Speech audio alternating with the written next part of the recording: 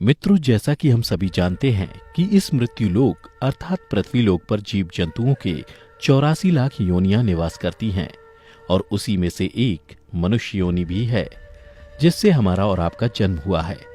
दोस्तों, हमने आपको अपने कई वीडियो में बताया है कि मृत्यु के बाद प्राणी को उसके कर्मों के हिसाब से अगला जन्म मिलता है और जब कोई प्राणी अपने पिछले जन्म में अधिक से अधिक सत्कर्म करता है तो उसका जन्म मनुष्य योनि में होता है।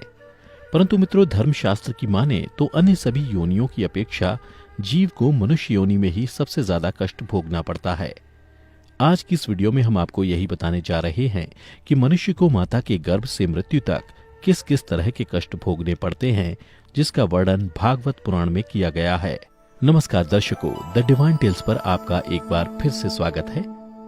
मित्रों, जब भी कोई प्राणी मृत्यु के बाद मनुष्य की योनि में जन्म लेता है तो वह सबसे पहले ईश्वर द्वारा निश्चित पुरुष के वीर कण के रूप में स्त्री के उदर में प्रवेश करता है। वहां वह एक रात्रि में स्त्री के रज में मिलकर एक बन जाता है, फिर 5 रात्रि में छोटे कण का रूप हो जाता है और उसके बाद अंडे के जैसे रूप में परिणत हो जाता है। इसी तरह 1 महीने में उसके सर निकल आते हैं, 2 मास में हाथ पांव आदि अंगों का निर्माण हो जाता है और 3 मास में नख अर्थात नाखून, अस्थि, चर्म यानी त्वचा, स्त्री पुरुष के चिन्ह तथा अन्य छिद्र उत्पन्न हो जाते हैं। 4 मास में उसमें मांस उत्पन्न होने लगता है। फिर 5वें महीने में गर्भ में पल रहे शिशु को भूख प्यास लगने लगती है और 6ठे मास से झिल्ली से लिपटकर वह कोख में घूमने लगता है। उस समय माता के द्वारा ग्रहण किए हुए अन्न जल आदि से उसकी भूख मिटने लगती है और वह कृमि आदि जंतुओं के उत्पत्ति स्थान में पड़ा रहता है। वह सुकुमार तो होता ही है। जब वहां के भूखे कीड़े उसके अंग नोचते हैं तब अत्यंत क्लेश के कारण वह क्षण क्षण में अचेत हो जाता है।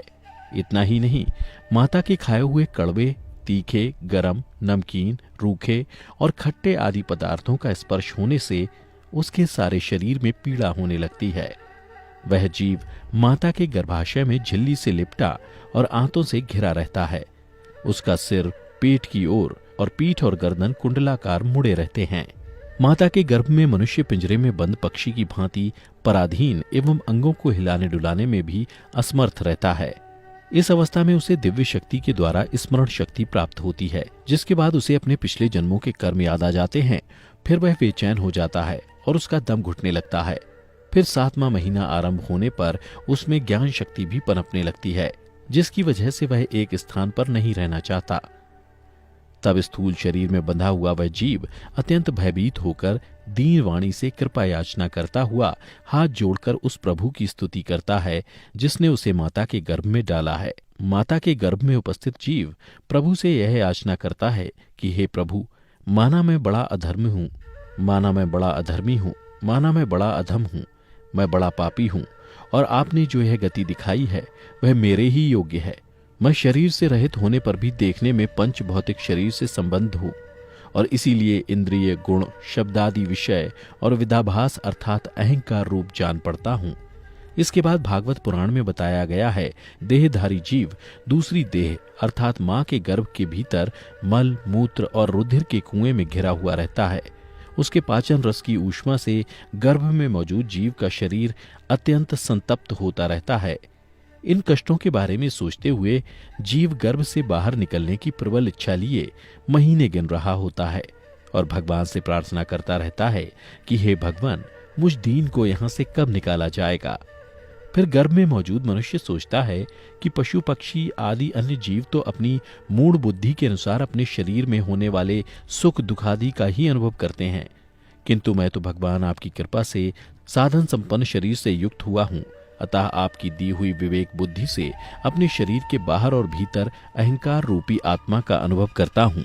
भगवान, इस अत्यंत दुख से भरे हुए गर्भाशय में यद्यपि मैं बड़े कष्ट से रह रहा हूँ तो भी इससे बाहर निकलकर संसारमय अंधकूप में गिरने की मुझे बिल्कुल इच्छा नहीं है, क्योंकि उसमें जाने वाले जीव को आपकी माया घेर लेती है, जिसके कारण उसके शरीर में अहम बुद्धि हो जाती है और उसके परिणाम में उसे फिर इस संसार चक्र में ही रहना होता है। इसलिए वह भगवान से बार बार विनती करता रहता है कि वे उसे इस कष्ट से और सांसारिक मोह माया से जितनी जल्दी हो सके उतनी जल्दी मुक्ति दे दें। फिर 9वें या 10वें महीने में जब मनुष्य अपनी माता के गर्भ से इस मृत्यु लोक में आता है तो वह उसकी सारी स्मृति नष्ट हो जाती है। वह विपरीत गति को प्राप्त होकर बार बार जोर जोर से रोने लगता है। फिर माता पिता के द्वारा उसका पालन पोषण किया जाता है। शिशु अवस्था में जब मनुष्य को खाट पर सुला दिया जाता है तो उसे खटमल आदि जैसे कई कीड़े काटते रहते हैं, लेकिन तब उसमें शरीर को खुजलाने, उठाने अथवा करवट बदलने की भी सामर्थ्य न होने के कारण वह बड़ा कष्ट पाता है। उसकी त्वचा बड़ी कोमल होती है, इसलिए वह सिवा रोने के कुछ नहीं कर सकता। इसी तरह मनुष्य बाल्यावस्था के दुख भोग कर युवावस्था में पहुंचता है। इस समय उसे यदि कोई इच्छित भोग नहीं प्राप्त होता तो अज्ञानतावश उसका क्रोध बढ़ जाता है और वह शोकाकुल हो जाता है। देह के साथ ही साथ अभिमान और क्रोध बढ़ जाने के कारण मनुष्य अपना ही नाश करने के लिए दूसरे कामी पुरुषों के साथ वैर कर लेता है। इतना ही नहीं, खोटी बुद्धि और अज्ञानता के कारण मनुष्य में मेरेपन का अभिमान करने लगता है। जो शरीर इसे मृत्युकाल तक अनेक प्रकार के कष्ट ही देता है, उसी के लिए मनुष्य तरह तरह के कर्म करता रहता है, जिनमें बंध जाने के कारण इसे बार बार संसार चक्र में जन्म लेना पड़ता है। इतना ही नहीं, मनुष्य योनि में जन्म लेने के बाद यदि किसी मनुष्य का भोगों में लगे हुए विषयी पुरुषों से समागम हो जाता है और वो उसी का अनुगमन करने लगता है, तो पहले के समान ही वह फिर नार की योनि में जन्म लेता है, जिसके संग मनुष्य की पवित्रता, दया, वाणी का संयम, बुद्धि और इंद्रियों का संयम जैसे सद्गुण नष्ट हो जाते हैं। इसलिए भागवत पुराण में बताया गया है कि किसी भी मनुष्य को ऐसे लोगों के साथ मित्रता नहीं करनी चाहिए जो हमेशा स्त्रियों के साथ समागम में रत रहता हो। अशांत और मूढ़ अर्थात मूर्ख हो, क्योंकि जीव को किसी और का संग करने से ऐसा मोह और बंधन नहीं होता जैसा स्त्री और स्त्रियों के संगियों का संग करने से होता है। इससे जुड़ी एक कथा में बताया गया है कि एक बार परमपिता ब्रह्मा जी अपनी पुत्री सरस्वती को देखकर उसके रूप लावण्य से मोहित हो गए थे और उसके मृगी रूप में भागने पर उसके पीछे निर्लज्जता पूर्वक मृग रूप होकर दौड़ने लगे। इसलिए ऐसा कौन सा पुरुष हो सकता है जिसकी बुद्धि स्त्री रूपणी माया से मोहित ना हो। इतना ही नहीं, स्त्री रूपणी माया में इतना बल है कि वह अपने भ्रकुटी अर्थात नयन से बड़े बड़े दिग्विजयी वीरों को पैरों से कुचल देती है। जो पुरुष योग के परम पद पर आरूढ़ होना चाहता हो अथवा जिसे मेरी सेवा के प्रभाव से आत्मा अनात्मा का विवेक हो गया हो, वह स्त्रियों का संग कभी ना करे, क्योंकि उन्हें ऐसे पुरुष के लिए नरक का खुला द्वार बताया गया है। जो मनुष्य अपने जीवन में स्त्री में आसक्त रहता है तथा मृत्यु के समय भी स्त्री का ही ध्यान करता है, उसे अगले जन्म में स्त्री योनि प्राप्त होती है।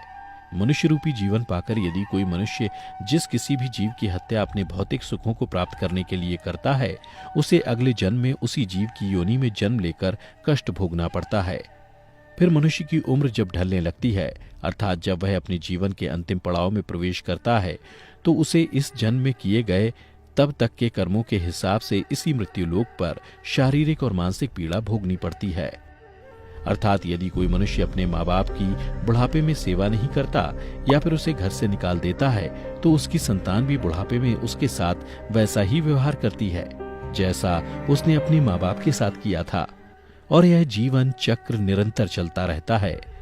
और फिर जब मनुष्य मृत्युशैया पर होता है तो उसे माँ के गर्भ की तरह ही एक बार फिर दिव्य शक्ति मिलती है और उसे अपने कई जन्मों के कर्म याद आ जाते हैं, जिसे जानने के बाद मनुष्य पुनः विलाप करने लगता है और भगवान से बार बार विनती करता है कि हे प्रभु, इस कष्ट रूपी जीवन चक्र से मुझे कब मुक्ति मिलेगी? मैं ऐसा क्या करूं जिससे मुझे आपके चरणों में शरण मिल सके? उस समय वह अपने द्वारा किए गए बुरे कर्मों को याद कर बार बार रोता भी है। वह सोचता है कि मैं अपने कर्मों के बारे में अपने परिवार वालों को बता देता हूँ, किंतु वह ऐसा नहीं कर पाता। तब भगवान उससे कहते हैं कि तुम्हारे पास जब अच्छे कर्म करने का वक्त था, उस समय तुम लोभ, काम, क्रोध से आसक्त हो बुरे काम कर रहे थे, और अब जब तुम्हें कष्ट भोगना पड़ रहा है तो तुम उससे मुक्ति की आस करते हो। ऐसा कभी नहीं हो सकता।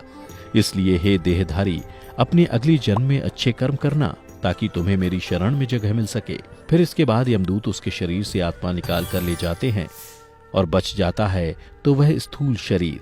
इसलिए मनुष्यों को चाहिए कि वह भगवान के द्वारा मिले मनुष्य रूपी जीवन में अधिक से अधिक सत्कर्म कर जन्म मृत्यु के चक्र से खुद को मुक्ति दिला ले और सदा के लिए भगवान के चरणों में अपना स्थान बना ले। आप इस बारे में क्या सोचते हैं? नीचे कमेंट में जरूर बताइएगा। फिलहाल आज की वीडियो यहीं समाप्त होती है। अगर आपको हमारी ये वीडियो पसंद आई हो तो इसे ज़्यादा से ज़्यादा लाइक और शेयर करें। साथ ही अगर आप हमारे चैनल को अभी तक आपने सब्सक्राइब नहीं किया है तो अभी सब्सक्राइब कर लें, ताकि आपको ऐसी आध्यात्मिक और पौराणिक जानकारी मिलती रहे। अब हमें इजाज़त दें। वीडियो को अंत तक देखते रहने के लिए आपका बहुत बहुत शुक्रिया। बहुत बहुत